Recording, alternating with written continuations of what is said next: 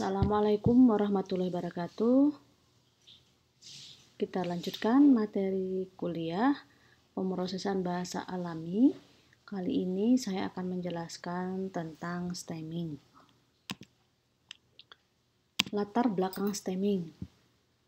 Pengolahan bahasa alami banyak dilibatkan dalam suatu bidang sistem temu kembali informasi. Pernah dengar ya? Ya, information retrieval ya.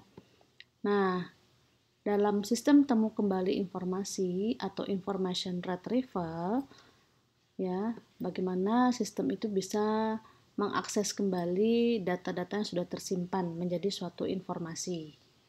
Nah, di sini kehandalan daripada suatu sistem pencarian dapat dilihat dari nilai efektivitas yang dihasilkan ya. Nah, nilai efektivitas daripada suatu model sistem temu kembali informasi menunjukkan bahwa tingkat keberhasilan atau performansi daripada suatu mesin pencari. Jadi bagaimana mesin pencari itu bisa menemukan kembali informasi yang relevan dari yang diinginkan. Nah, banyak faktor yang berpengaruh terhadap diperolehnya nilai efektivitas tersebut. Salah satunya yaitu pengaruh proses stemming ya. Nah, jadi stemming ini juga merupakan salah satu faktor ya untuk dapat meningkatkan efektivitas pencarian atau performansi ya, meningkatkan performansi dari sistem temu kembali informasi. Ini perannya stemming ya dalam information retrieval. Nah, baik, kita lihat dulu yang dimaksud dengan stemming itu apa ya. Contoh misalkan di sini kita punya suatu kata main ya dalam bahasa Indonesia. Main ini kan kata dasar ya. Nah, ada banyak bentuk lainnya yang bisa dihasilkan dari kata dasar ini, yaitu misalnya kita tambahkan dengan imbuhan ya, menjadi bermain. Apalagi ditambah dengan akhiran an jadi mainan, ditambah dengan awalan per dan akhiran an menjadi permainan ya, dan seterusnya. Yang lain ada banyak sekali, ada dipermainkan, ada dimainkan, memainkan, dan lain sebagainya ya. Artinya apa? Bahwa dalam satu kata dasar ternyata bisa dihasilkan kata lain dalam bentuk imbuhan ya, dengan menambahkan baik itu awalan atau akhiran pada kata dasar tersebut, yang mana memang kata dasar dengan kata imbuhan ini memiliki makna yang berbeda ya, walaupun dengan sebenarnya kata dasarnya adalah sama. Jadi ini semua imbuhan ini kata dasarnya adalah main ya. Nah, seperti itu. Begitu juga dengan kata-kata lain dalam bahasa Inggris misalnya ya. Dalam bahasa Inggris misalnya contohnya kita punya kata connect. Nah, maka connect ini adalah kata dasar. Dalam bahasa Inggris juga ada imbuhan ya. Juga ada imbuhan awalan atau akhiran ya. Maka kata-kata lain yang bisa dibentuk dari kata dasar connect ini adalah misalnya connecting ya, ada akhiran ing yang menyatakan proses yang sedang berlangsung ya, connecting sedang menyambungkan gitu ya. Ada connected, nah ada akhiran ed yang menyatakan prosesnya lampau. Ada inconnected, nah ini ditaruh di depan ya imbuhannya, inconnected. Ada lagi connectivity, nah ditambahkan akhiran VT ya, connectivity, dan lain sebagainya. Ada connection, ada disconnect ya. Nah, itu sama. Ini adalah kata dasar dan kemudian kata-kata imbuhan yang bisa dibentuk atau dihasilkan dari kata dasar connect tadi. Ya, yang mana kata ini juga memiliki makna yang berbeda ya, dan penempatan kata ini pun tentunya juga akan menyesuaikan dari kalimat ya pada dokumen. Walaupun sebenarnya semua memiliki kata dasar yang sama, yaitu connect. Nah, itu ya. Nah, ini terkait dengan kata dasar dan imbuhannya. Nah, stemming adalah suatu proses untuk mengubah bentuk kata menjadi kata dasar. Jadi, bagaimana proses menghilangkan imbuhan ya dari suatu kata sehingga kata tersebut menjadi kata dasar gitu ya. Nah, jadi ini stemming itu proses menghilangkan dis ini ya.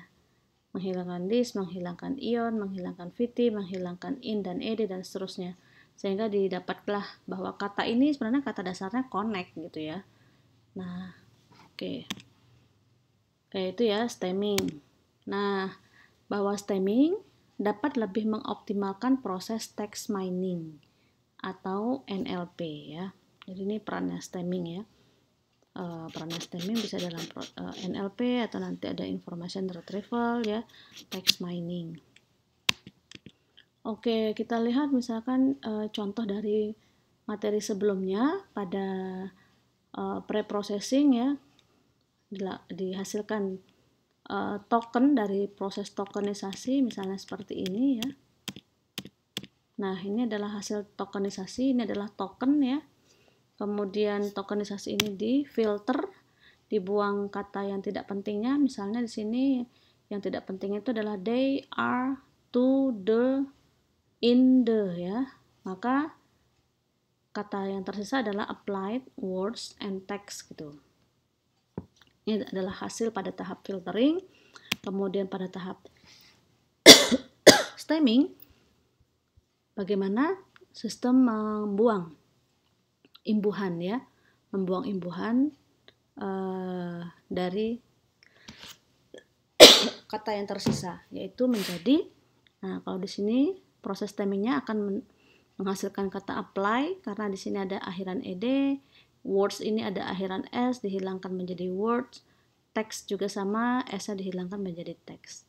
Nah, ini adalah hasil dari proses stemmingnya. Oke ya.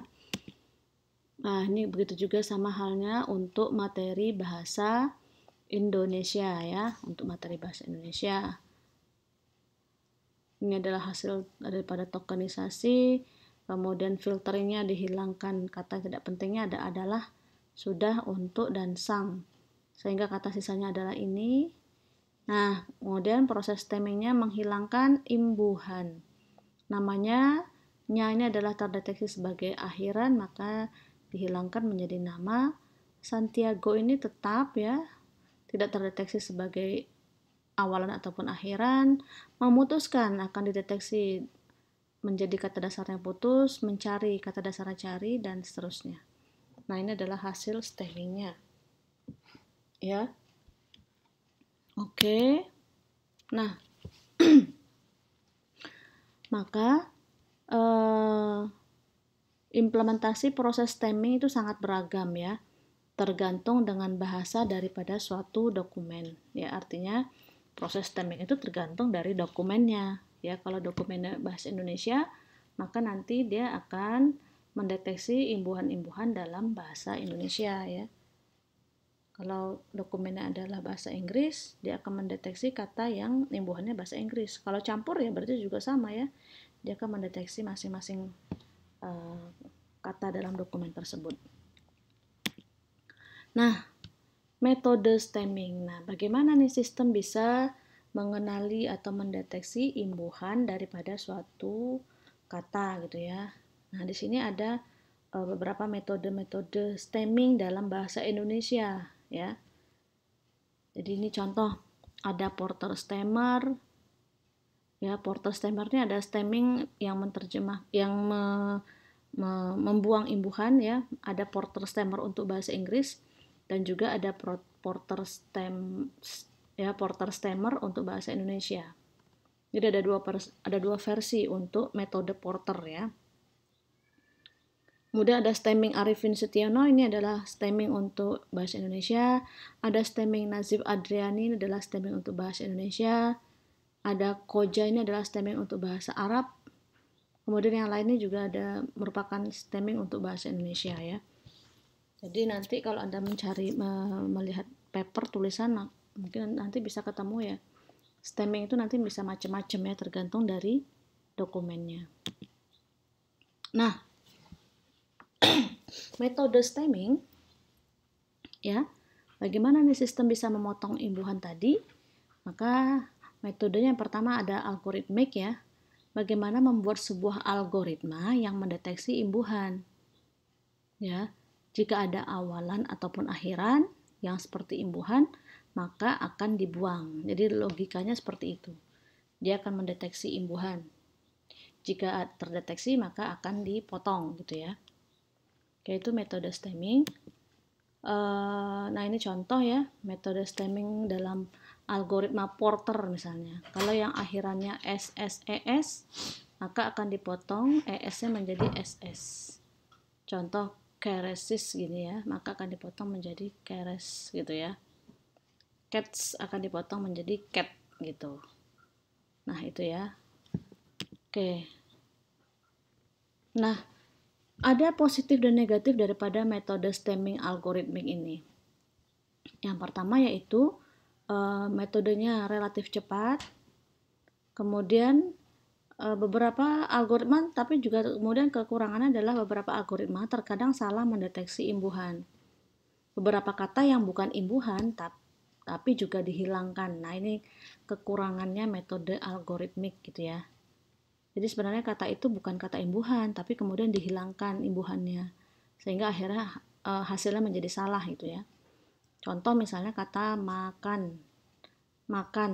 Nah, ini terdeteksi akhiran an. Dalam bahasa Indonesia kan ada ya akhiran an, mainan gitu ya. Nah, tabungan gitu kan. Kata dasarnya kan adalah tabung, akhirannya an.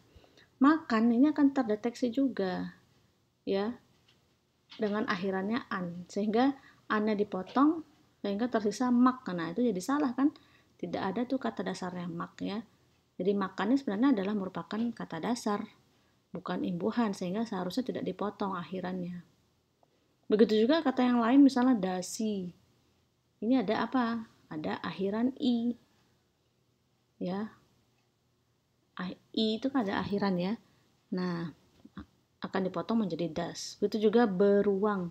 Beruang itu kan sebenarnya kita memaknainya adalah hewan atau binatang ya. Tapi kemudian dalam metode stemming algoritmik ini dia bisa mengenali kata beruang ini adalah kata imbuhan dengan awalan ber gitu kan ya. Sehingga akan dipotong. Nah, itu ya. Selanjutnya metode stemming yang kedua yaitu lemmatization. Lemmatization ini adalah bagaimana sistem bisa mendapatkan atau menghasilkan kata dasar berdasarkan kamus.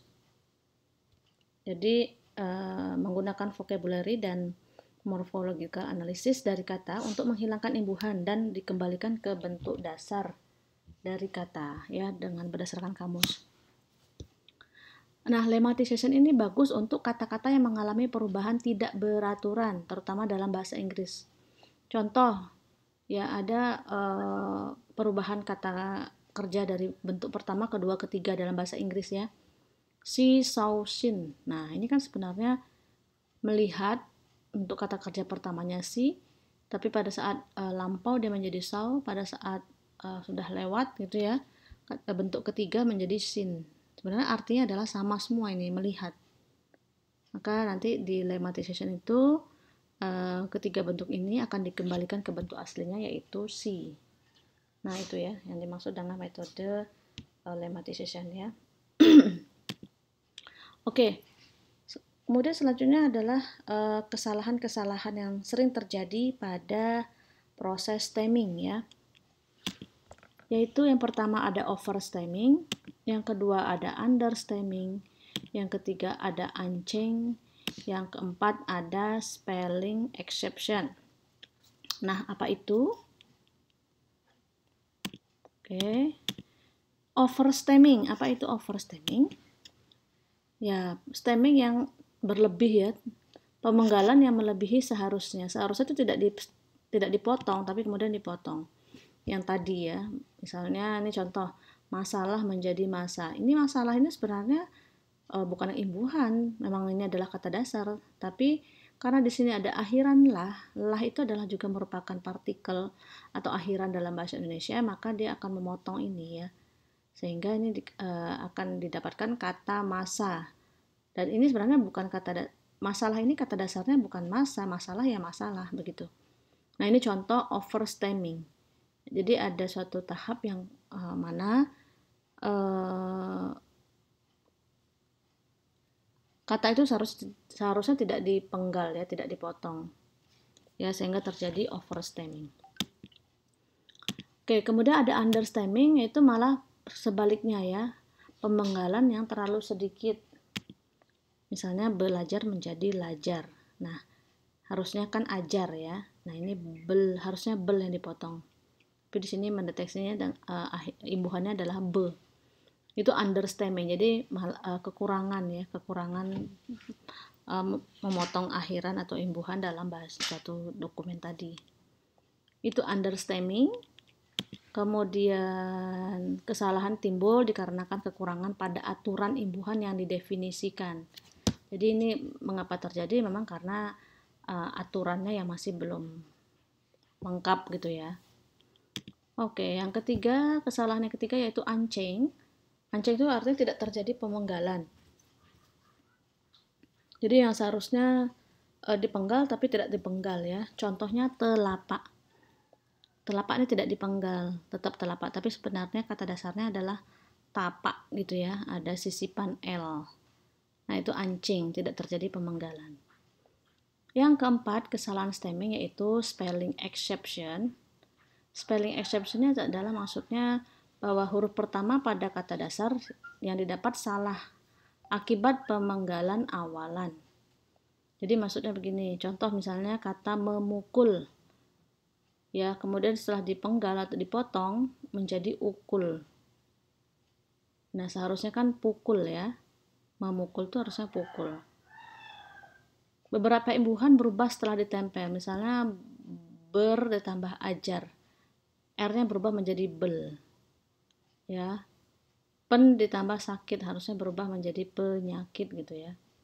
Jadi ada imbuhan yang huruf pertama kata dasarnya luluh. Gitu ya. Mentuai harusnya menuai. Ya. Oke, seperti itu. Nah, itu dimaksud dengan kesalahan stemming untuk spelling exception. Jadi ada kesalahan pada huruf pertama pada kata dasar ya, akibat kata itu dipenggal. Nah, itu beberapa kesalahan stemming.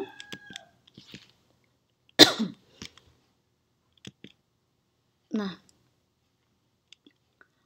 tadi sudah saya sampaikan bahwa stemming untuk setiap bahasa pasti berbeda ya. Nah, pada umumnya kalau di bahasa Indonesia ya, kata dasar pada bahasa Indonesia itu terdiri dari kombinasi ini ya. Kalau dalam bahasa Indonesia itu kata dasar, bukan kata dasar, kata imbuhan ya. Kata imbuhan pada bahasa Indonesia terdiri dari kombinasi ini. Ada prefix 1, prefix 2. Jadi ini prefixnya maksudnya adalah awalan ya. Jadi bisa jadi ada dua awalan di depan kata dasar. Kemudian ada sufiks 3, sufiks 2, sufiks 1. Jadi bisa jadi ada 3 akhiran pada kata dasar pada kata imbuhan dalam bahasa Indonesia. Misalnya nih, apa katanya? Kata imbuhannya misalnya seperti apa? Contoh ya, kata dasarnya main. Nah, kalau ditambahkan prefix 1, prefix 2 berarti kan bisa mempermain gitu ya. Dipermainkannya lah. Nah, itu contohnya seperti itu. Dipermain, sufiksnya itu kan, sufiks 2-nya nya, sufiks 1-nya lah. Dipermainkannya lah gitu ya. Nah, itu kombinasi yang memungkinkan untuk imbuhan dalam bahasa Indonesia dengan gabungan dari beberapa imbuhan ataupun akhiran. Nah, di sini ada beberapa contoh algoritma untuk stemming dalam bahasa Indonesia ya. Nanti Anda juga bisa mencari di banyak referensi. Ini adalah contoh Porter Stemmer for Indonesia. Ini tahapan untuk stemming dalam bahasa Indonesia ya. Ini tahapannya ya. Tahapannya ada hapus partikel, hapus possessive pronoun, hapus awalan pertama ya, dan seterusnya. Jadi ada kategori-kategori imbuhan yang dinyatakan dalam partikel, possessive pronoun, awalan gitu ya. Nah, contohnya seperti ini. Yang dimaksud dengan partikel itu seperti apa? Partikel dan possessive pronoun. Partikel dalam bahasa Indonesia itu adalah adakah, lah, pun. Ya, bukukah, pergilah, buku pun. Ya, misalnya seperti itu.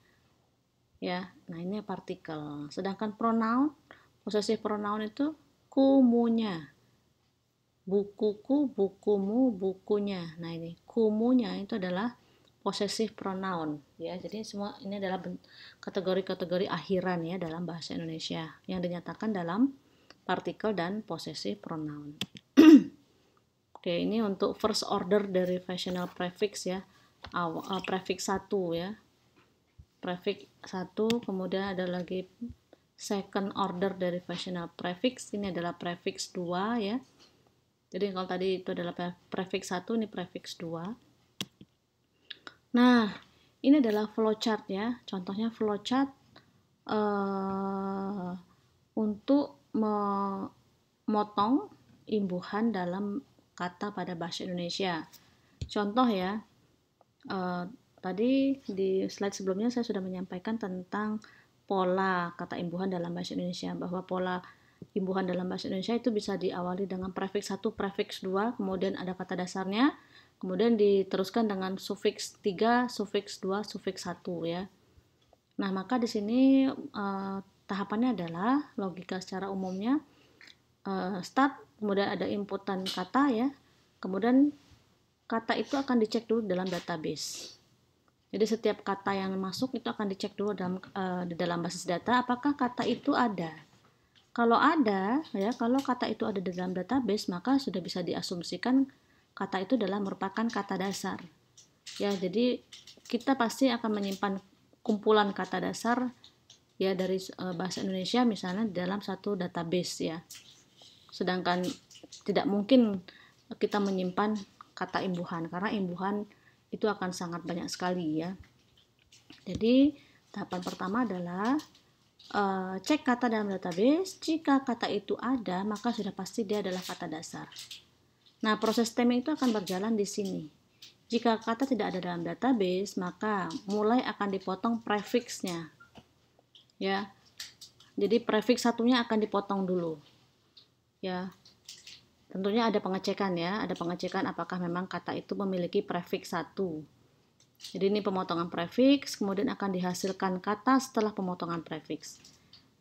Jika kata itu sudah dipotong ya, prefixnya sudah dipotong, maka tentunya akan muncul kata akhirnya ya, kata setelah dipotong gitu ya. Maka kata setelah dipotong tadi akan dicek kembali dalam database. Kalau memang ada dalam database berarti kata itu sudah merupakan kata dasar. Tapi kalau belum, nah kita akan memotong lagi prefix yang keduanya. Karena bisa jadi kata itu memiliki 2 prefix, ya. Maka akan dipotong prefix 2-nya. Kemudian dihasilkan output kata setelah pemotongan prefix 2 akan dicek lagi apakah dia merupakan kata dasar. Ya ini ya. Nah, apakah kata merupakan pada database? Jika iya, pasti dia dinyatakan sebagai kata dasar. Jika tidak, dia akan dipotong lagi akhirannya ya. Sufiks atau afiks ini sama, merupakan akhiran. Jadi akan dipotong afiks 1 dan seterusnya pemotong afiks 2 dan seterusnya dipotong lagi afiks yang ketiga ya. Akhiran yang ketiga.